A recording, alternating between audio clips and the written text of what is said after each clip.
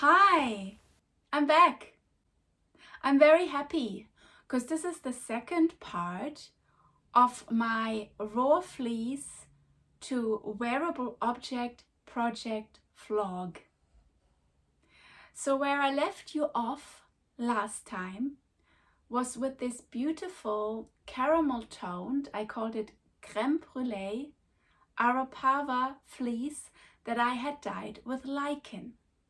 And now in this part, I'm going to show you how I will transform this wool fiber with my Ashford drum carder and my beautiful Majacraft Rose spinning wheel into a wearable object that I can cherish for times to come.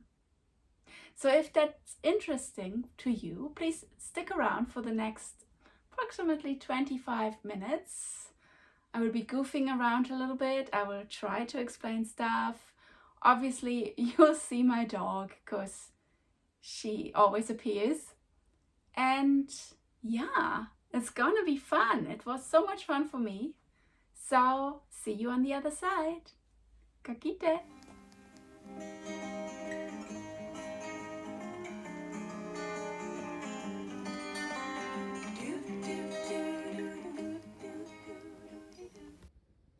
So here's my drum carder, my beautiful Ashford drum carder, and this is my wool fiber again.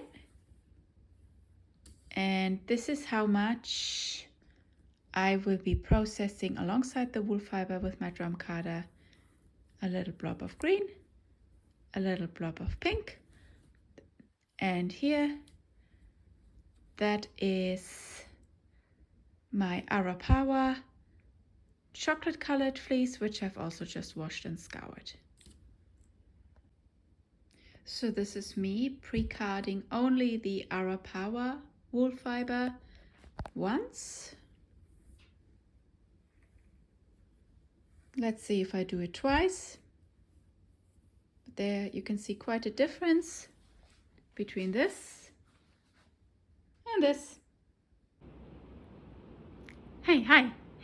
I am now again with my drum carder. It's the next day. Yeah, the lighting has changed because all my lights inside are on. Because, gosh, the weather outside is tragic. And look what I'm watching. I'm watching myself on the iPad.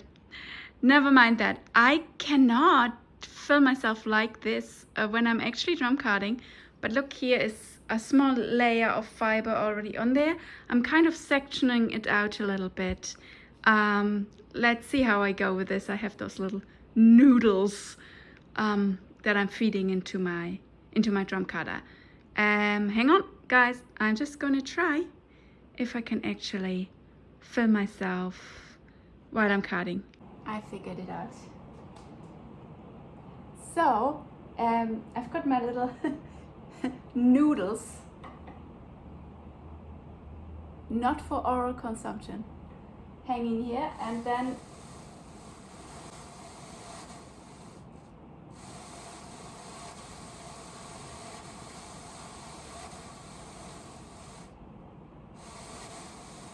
this is the last pass through the drum carder of the first segment that I put together. This is a torturing machine for people who want to prevent me from crafting. Which is no one really, so you're safe.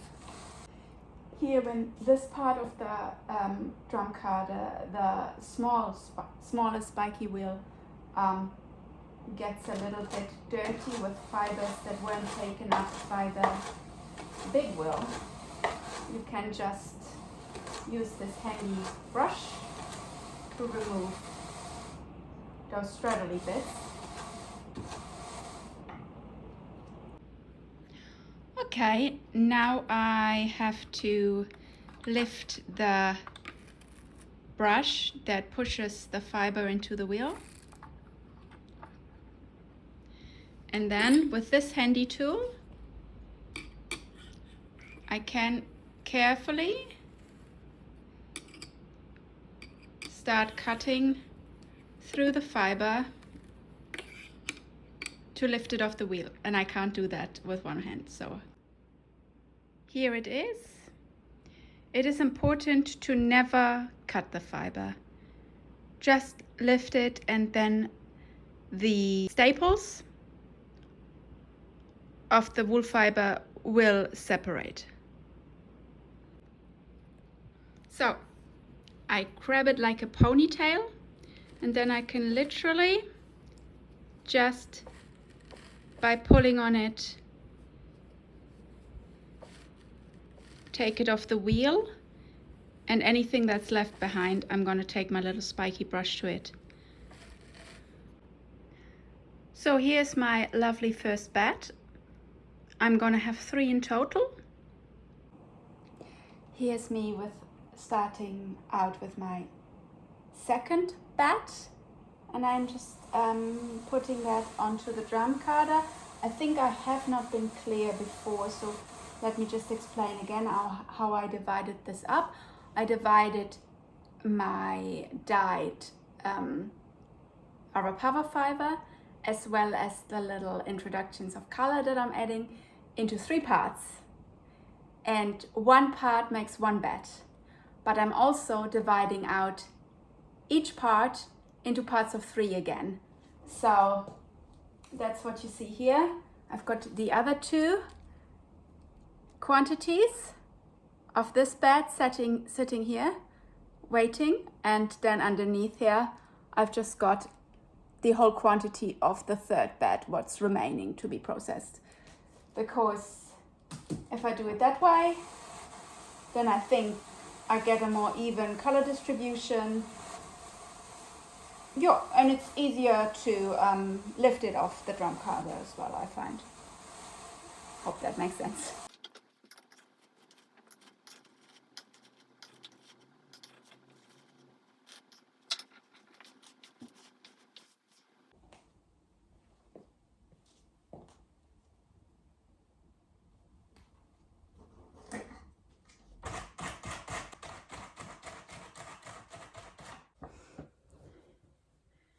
Okay, guys. So, here are my little bats again, rolled up just because it's pretty. But I'm kind of deconstructing my bats again, as you can see, because I'm making little ponies. And the reason why I'm doing this is because, 2 things. One thing is that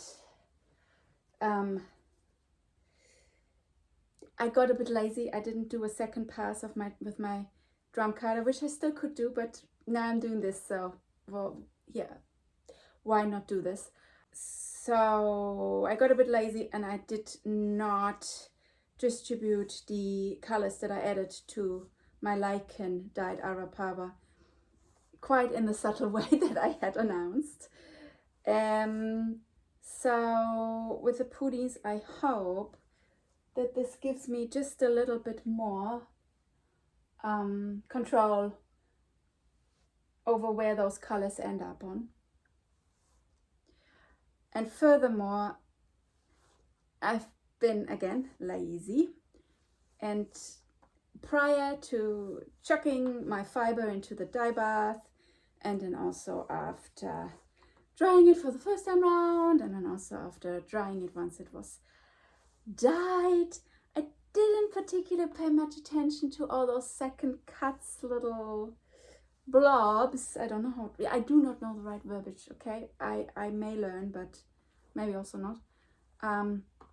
So those little bits that are in there, which I believe are second cut material, and then, you know, they end up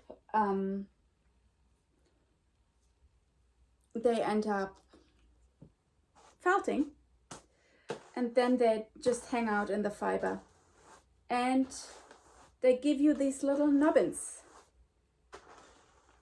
And I'm hoping that with my carding,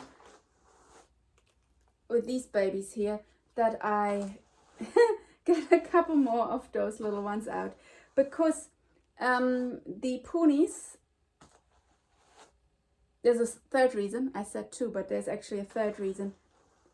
I would like to set myself up to potentially spin long draw, which I don't know what the hell I'm doing with anything basically.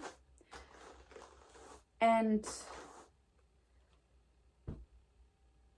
that gives me the biggest chance of succeeding. Yeah, but we'll see about that. And now that I'm doing this, I'm actually getting bored of it already. So, and my wrists hurt with these carding brushes. So I think I'm not gonna keep carding every single bit to make my ponies on, because I think it's also gonna give a character, right? There are excellent videos online how to make those ponies, and this is really not a good example. Just hanging some bits off here, but basically, yeah, I link it. Let's leave it at that. I just link it. Oh dear, so let's see how I go.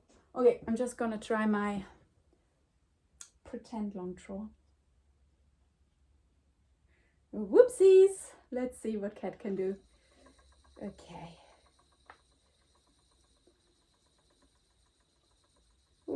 Okay, lots of blobs, which don't make it easy. Oh, this is so nice. Like chewing gum, obviously. Can you see my hands? No, you can't. You just have to believe me. I'm trying some form of supported long draw here. A real long draw, I think, is not something I'm going to achieve anytime soon. But maybe I have to watch some videos. Wow, I feel so accomplished. Yeah, that is a lot of fun. That is a lot of fun. I think I am now officially a pony lover. By the way, I've first learned about ponies and how to make them from Susie Brown at not the most recent Magic-Craft retreat. Magic-Craft, my spinning wheel, Rose, some Magic-Craft spinning wheel from New Zealand, yeah, and they're fantastic people, a fantastic family-owned company, and they do retreats with amazing classes, and it's always held in Papamoa near Tauranga. And the last one I couldn't go. Don't want to bore you with this, but this girl is chronically ill, and I never can quite know what I can attend, and that was a phase of my health journey where I definitely couldn't do much. Yeah, but the one before that I went to, and that's where I learned about those ponies. And now, a couple of years later, I'm actually remembering and making it, putting it in my little kit of things I'm going to do in future. And I love it. So this is how I'm going to spin this fiber. There's nothing more to it. Once the singles are spun, I'm pretty sure I'm just going to do a 2-ply, maybe 3-ply. Next pony is rocking it. Look at me attaching my pony and talking. Cat is winning at life. Honestly, I just always feel like I get away with things when I'm just doing things the cat way and not following rules, because with me, I really have to make lots of mistakes. I have to try things out in order to learn. If I follow rules, then I don't know why I have followed them, you know? I need to do it the wrong way to understand why the rules exist.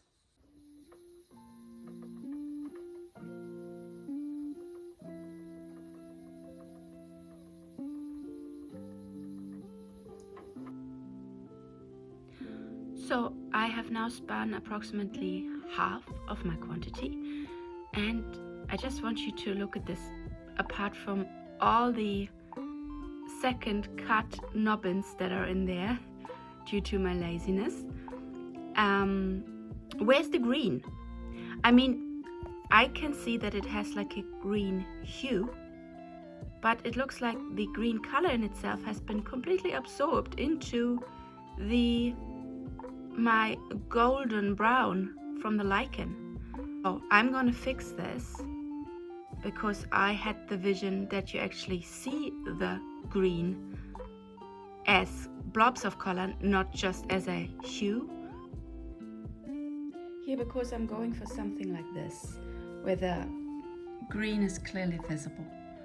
So I've laid out some more strips, quite condensed in that area, on my deconstructed bed, and making ponies this way. And furthermore, I have not weighed out my quantities for the plies, so potentially I will end up with quite a substantial plying bracelet. So I have a confession.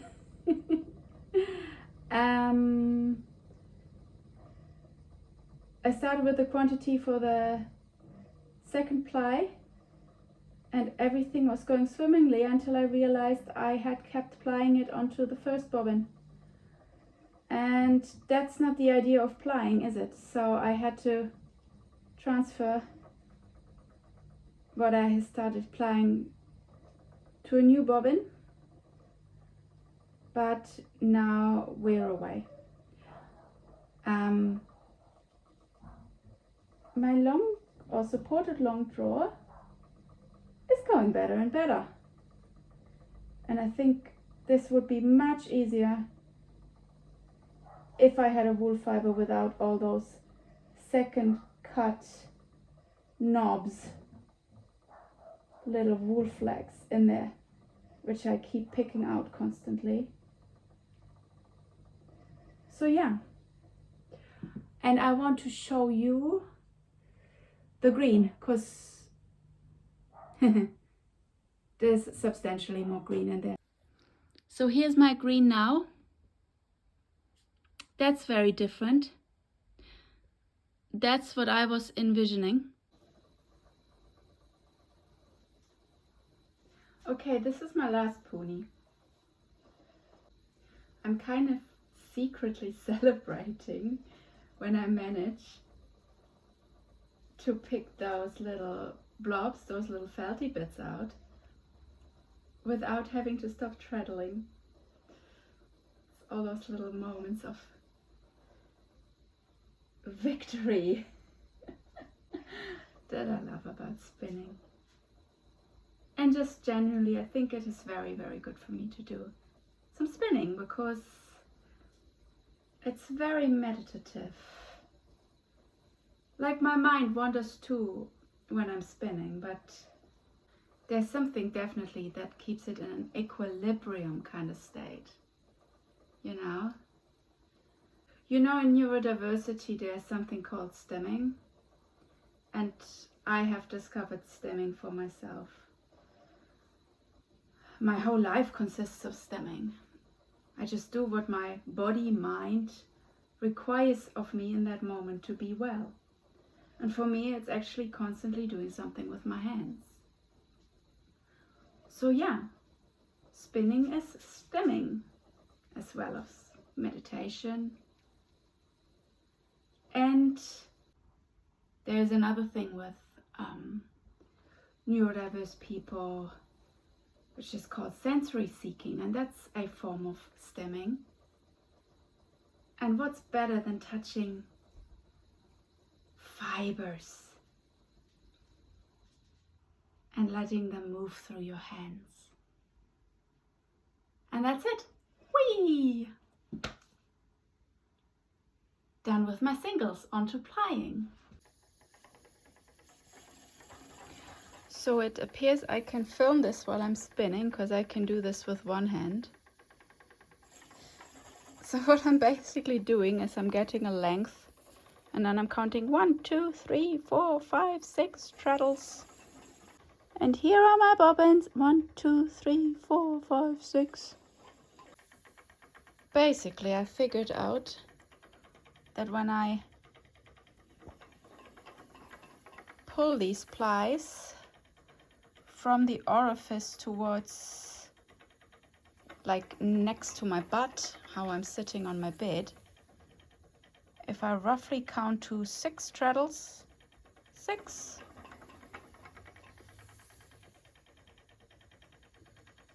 it'll give me the result I require. And here's my plied yarn beauty. 1, 2, 3, 4, 5, 6.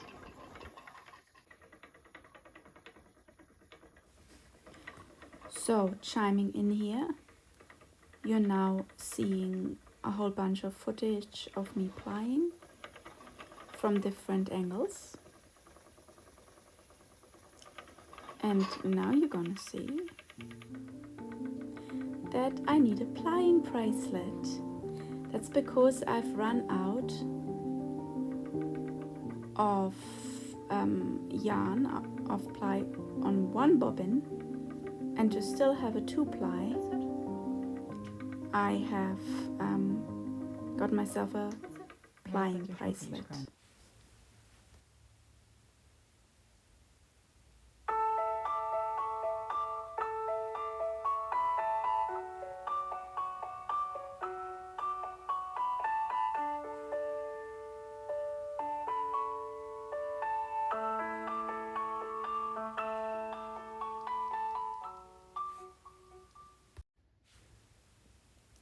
Okay, and a quick wash of the fiber with Lichen. A little drop is enough.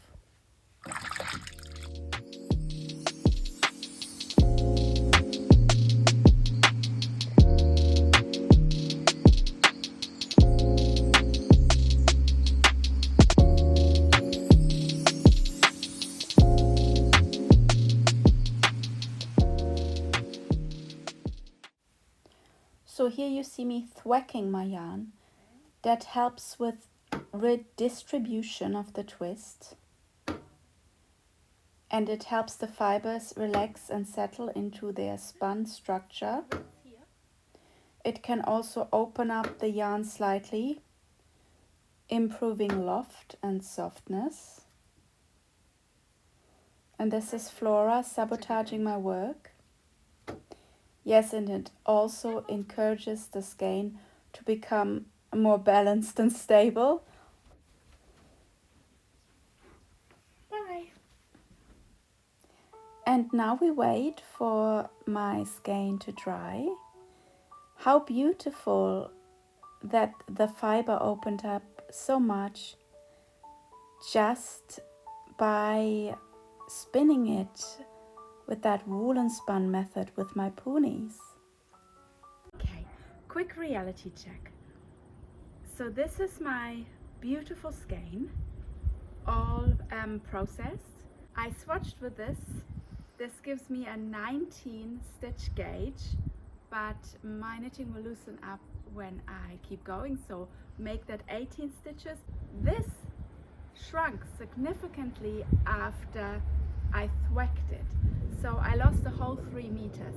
So I went down from around 120 meters to 117. So I came across a hat. That one has also got a nice crown. It is 18 stitches and it only requires just over 100 meters for the size I want to make. I'm gonna go for a walk with my doggy now on the beach. When I come back, I will have made my decision. Quickly, what I'm wearing. As a trouser, I'm wearing the Flint trouser by Megan Nielsen. I will link that in the show notes. However, you see that is a culotte type of trouser, so I have modified that significantly. Straightened the leg, even made it a little bit barrel leg, introduced that little panel, but what's the same is the beautiful button closure. what I'm also wearing is the iris vest. This is a very large gauge, beautiful vest, knits up very fast with a lovely little cable panel in the front.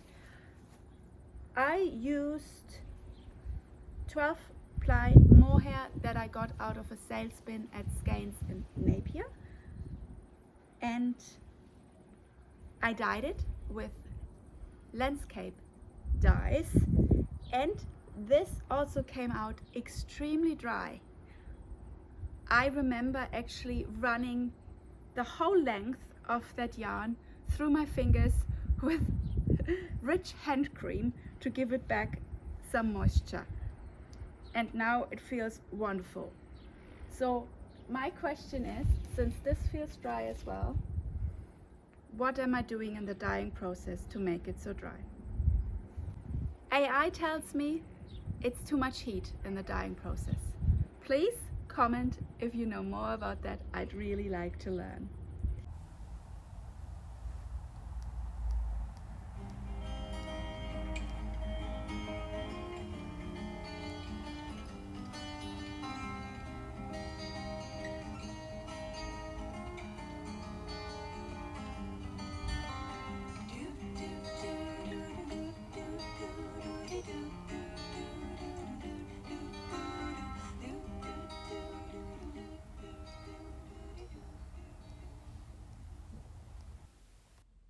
So, what have we got here?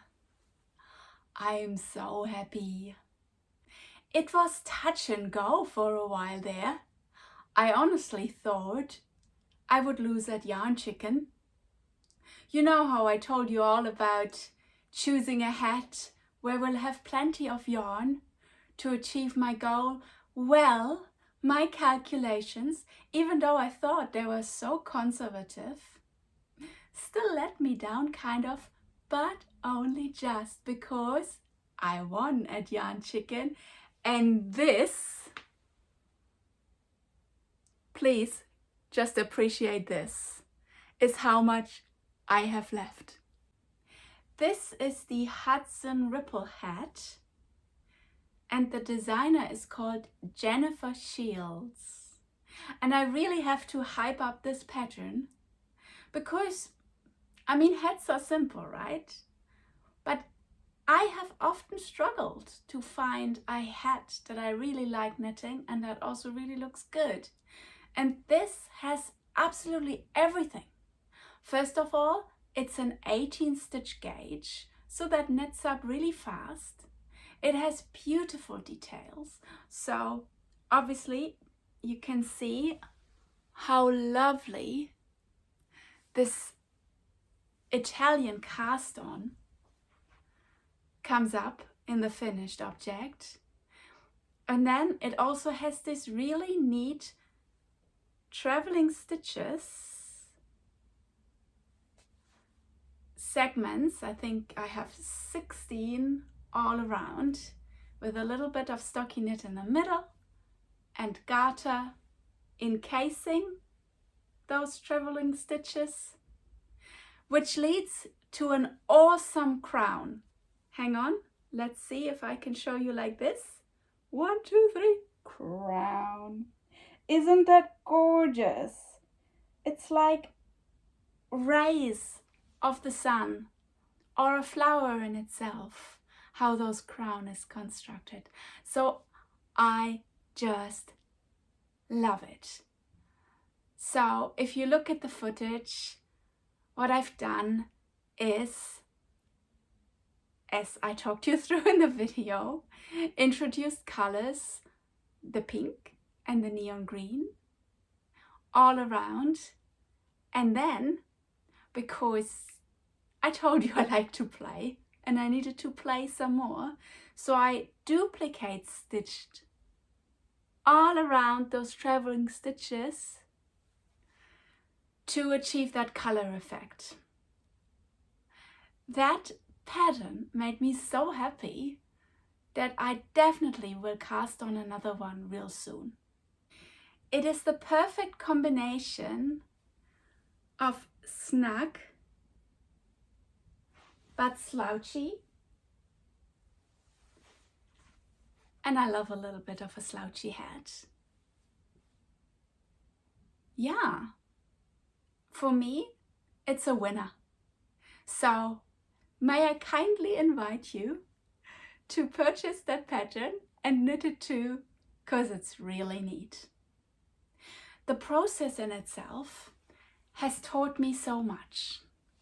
So right from the top of my head, I think the biggest lesson has been that yarn, when it is processed, when it's washed and then thwacked, really shrinks. So I thought I had heaps, but I lost some after the thwacking, and then hence I had a little bit of a personal thriller going on, kind of shaking in my boots, thinking that I don't have enough yarn. Yeah, I did, but you know, that was luck. So another thing I've learned is, with all my hand spinning, I shall, at least with my spinning skills at this current moment in time, I shall plan more in terms of yarn weight as I plan with commercially bought yarns. It just comes up heavier. Therefore, I just have to spin more to get the garment I desire, but that's okay, because that's such good information for me. Looking, for example, at a whole sweater project, I have to factor that in. So I'm so grateful for that learning.